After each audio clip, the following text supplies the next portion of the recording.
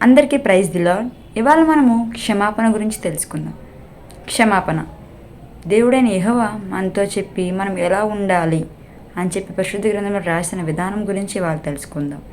కొన్ని బైబిల్ వచనములను తీసుకుని ఇవాళ మనం ధ్యానం చేద్దాం.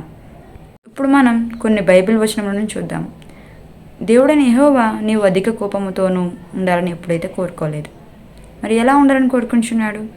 నీవు సమాధానముతోనూ నిర్భయముగా పూర్ణ విశ్వాసముగా నిరీక్షణ ప్రేమ కలిగి ఉండాలని ఆయన కోరుకుంటున్నాడు.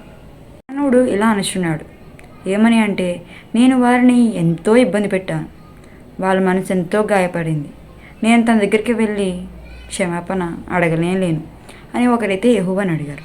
అందుకు యెహోవా ఇచ్చిన సమాధానము మత్తాయి 5వ అధ్యాయము 23-24 వచనములు. అయితే నీ యొక్క ఆరాధన నన్ను సేవించుట అంతా వ్యర్థము, సమాధానపడము. రెండవదిగా, వారు నన్ను ఎంతో బాధ పెట్టారు, అవి నన్ను ఇంకా ఎంతో బాధిస్తున్నాయి అని దేవుడిని అడగగా దేవుడిచ్చిన సమాధానము ఎఫెసీ 4వ అధ్యాయము 32వ వచనం. దయగుణము ఎల్లప్పుడూ ఉత్తమమైన మార్గములుగా ఎంచబడును, ధైర్యముగా ఉండుము నా వలె. ఇది దేవుని సమాధానం. ఇదే విధముగా ప్రతిదానికి కూడా బైబిల్లోని సమాధానం దొరుకుతుంది. మనం బైబిల్ సరిగ్గా చదివినట్లయితే ప్రతిదానికి కూడా సమాధానం అందులోనే ఉంటాయి. కాబట్టి ప్లీజ్ రీడ్ ది బైబిల్.